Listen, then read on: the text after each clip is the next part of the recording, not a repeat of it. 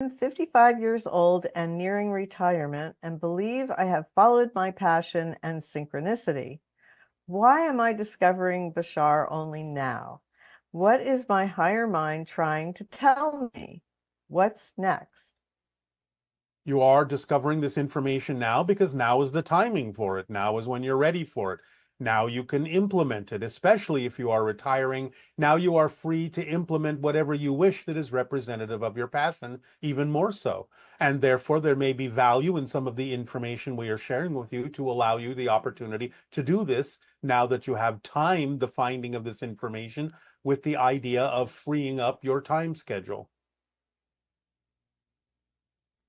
Great. Is it possible for a human that has only ever known conditional love to experience and express and feel unconditional love for another or for themselves? Of course it is. Again, the idea is you go through a process of removing the conditions on that love. It doesn't mean that you suddenly accept things that are not vibrationally compatible for yourself. It doesn't mean that you condone those things that you know you don't prefer. It simply means you have more compassion and understanding that someone is going through a process on their own path, just like you would for a child who hasn't learned everything yet. And therefore, you have compassion and love for them to see that they are on a path of learning, on a path that they have chosen to develop themselves, expand themselves, learn their lessons. And therefore, you can love them and support them in the doing of that thing without necessarily condoning the negative belief systems or fear-based actions that they may take on their journey. You can help them understand how to make better choices, more positive choices.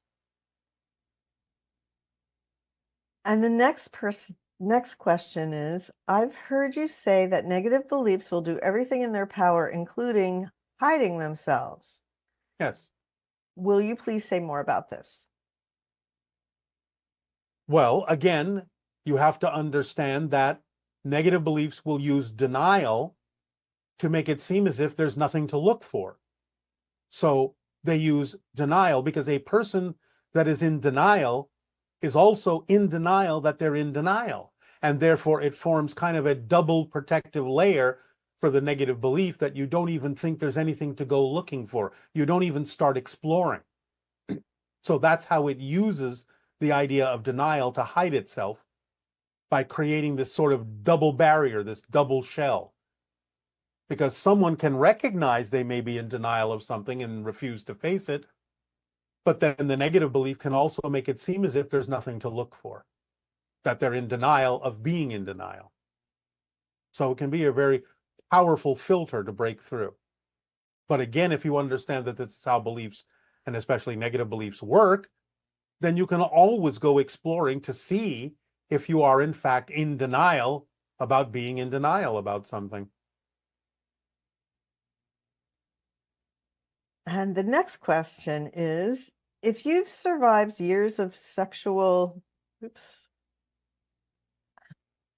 abuse at a young age and want to help others heal, but the perpetrator denies everything, how can you be of service when you cannot openly share your own experience?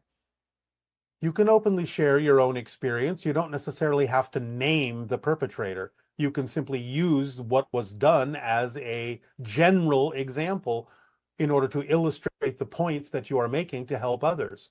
So you can use it as general examples of your experience without necessarily pointing a finger at a specific person who may be in denial of their actions. And next question. How do I live a life where I am aware of the negative but only experience the positive? How does that work exactly? And what will it look like?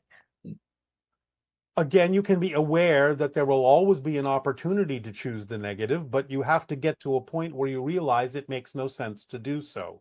You have to understand very deeply and very clearly and very precisely how things work, how you create your reality, and why you would ever create a reason to choose the negative idea, the fear-based idea.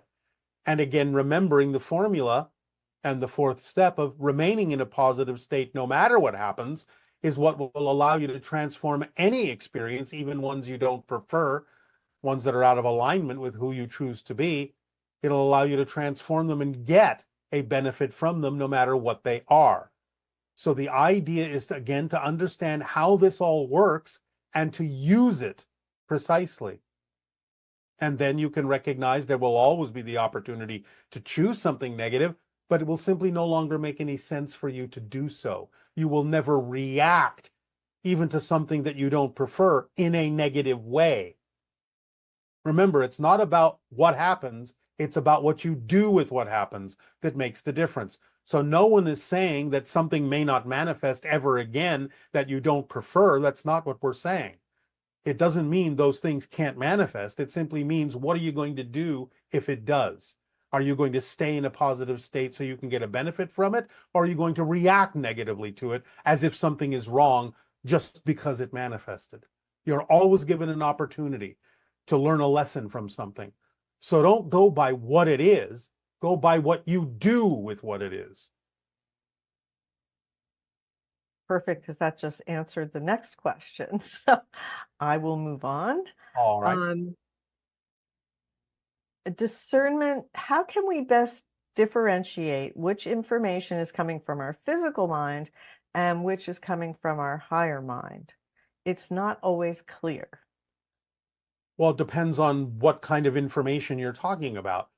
You know, when you're honest with yourself, the difference between excitement and anxiety, whether it comes from your physical mind or your higher mind. So again, you just have to be discerning about, does the information, no matter where it's coming from, actually benefit you in some way, shape, or form? Or does it seek to limit and control you in a negative way? It doesn't matter where it comes from. Your own physical mind is capable of giving you information that's beneficial for you. You don't have to assume that the physical mind will always be trying to knock you down. So it doesn't really matter where it comes from, as long as you believe that the information, regardless of its source, is beneficial for your growth and learning lessons so you can advance and expand and move on. And the next question is, do ETs possess universal communicators to interact with humans who speak different languages? In most ET encounters reported, the beings appear to speak the native language without the assistance of an electronic device. So what methods are they using to translate human language, or do most ET beings learn human languages at some points? It's all of the above. There are cultures that have technology that allow them to have universal translators. A lot of ETs simply communicate telepathically and therefore need no device at all. And some ETs actually do learn human languages. So it just depends on the extraterrestrial and what they prefer to do or what they have access to. It can be any or all of the above, depending upon the species. Pretty exciting. All right, if you say so. um, do spirits ever try to do things and get attention of the living through things like starting, this person is saying, for example, could my dead mother, arrange to have a song start playing on the radio when I walk into a store? Absolutely. Spirits will do things like this all the time to get the attention of the living. As we have often said, they will use what's already in your reality synchronistically in order to deliver messages most of the time, because that's the easiest way to do it, because the information is already in your reality. And it doesn't take much to cause a certain thing to happen, especially with electronics, that can then get your attention and make you think of them, to put you in touch with the fact that they may be sending you a message. So yes, spirit guides will do this quite often. So the idea that some people may suffer from something like schizophrenia, where they are watching television and suddenly they believe the television is talking specifically to them, versus an individual who consciously makes the decision to shift into a different state where they can receive the information that's coming through the television, so to speak, in a personal way. Yes. And One can be an out of balanced mental state. The other can be a balanced mental state. so if you find something like that happening where you're getting communication through something like television or radio, the idea is to remain in a positive state and recognize that it may be a momentary communication per se, but Yes. not in a way that is unhealthy in that sense. Yes, of course. It usually won't be that someone thinks that the television character is actually speaking to them directly, as if they were an autonomous being. It will be more like the person recognizes that something in what is being transmitted has personal meaning for them, and that the timing of the delivery of that has something to do beyond the idea of what's actually playing on the television. The characters on the television don't become the primary style of communication. It's simply something that is used from a being that is not necessarily displayed on the television. Yeah, it's fascinating. Yes. Now, as open contact progresses and humanity evolves, will we someday be able to connect with people in spirit as easily as it is for us to call someone who's still alive on the telephone? Yes. We do it all the time in my society. Can we have Zoom calls with the deceased? Well, you don't need the Zoom to do it. Eventually, you'll be able to simply perceive them and communicate with them, again, on a telepathic level. And what's the time frame for that to happen? Depends on the individual. Obviously, there are individuals who can do that now. You usually refer to them as sensitive or psychics. But for the majority of your society to have this ability, probably within the next 100 of your years. Very interesting.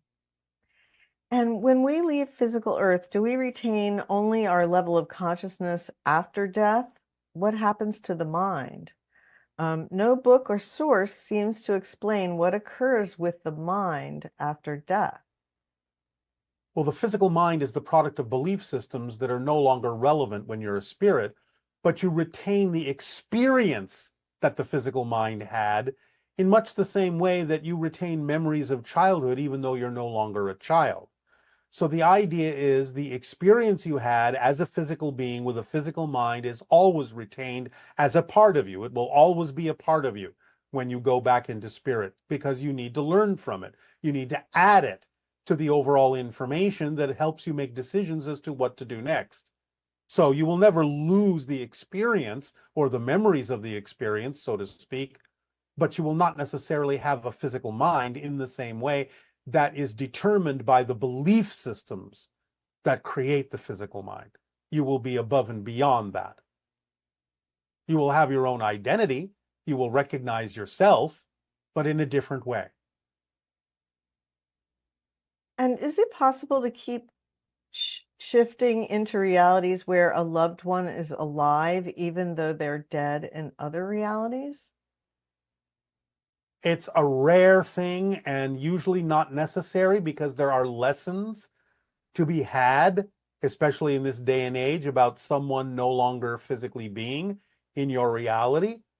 I wouldn't say it's an impossibility, but it's an improbability for most people, because it's simply not the way most life paths are designed on your planet at this time. And how do you distinguish between advanced virtual reality simulations and tapping directly into parallel realities? Does your civilization engage with virtual realities? Well, yes, but at a certain point, there's absolutely no distinction or difference between what you may perceive as a virtual reality and a parallel reality, since the simulation idea, the holographic idea, is a projection of consciousness anyway from all of you. You're creating your own virtual reality every day. So ultimately, you get to a point where there really isn't much difference between the idea of a parallel reality and a virtual reality. Okay, and this person is asking, they say they were on the timeline for the female to win the election, but and they had turned into joy and creativity. What happened? Now they're affected by a new administration in the timeline. And why is that? It feels like there is no glass wall between the person and the reality they're now experiencing, even though they don't prefer it. Drop your expectations and insistences. This goes back to the first conversation we had about keeping in the state of being of what you prefer in the midst of perceiving the chaos, so you can be of assistance by maintaining the preferred vibration while the chaos is going along, because that's what's going to allow the momentum to ultimately bring the chaos back down to center. So it's not about being in the wrong reality. It's about staying in the preferred state that represents the outcome you would have preferred, and staying in that state will help with the idea ultimately of getting people to the point where they will ultimately tire of all the chaos, and then you can be of some assistance in helping bring that energy back toward the center instead of going to the other extreme. And since the one is the all and the all are the one, does that mean that each one of us is exploring everything infinitely? We just are not aware of doing that as individuals. Well, yes, of course, there are many different levels and aspects to your consciousness that are exploring everything simultaneously. But this idea, this level you call physical reality, and this individual personality, by definition, is exploring a particular life path that prevents you from experiencing a lot of the other things that the larger versions of you, so to speak, are also doing, because it's not relevant for the life path you wish to experience as a physical individual in this reality.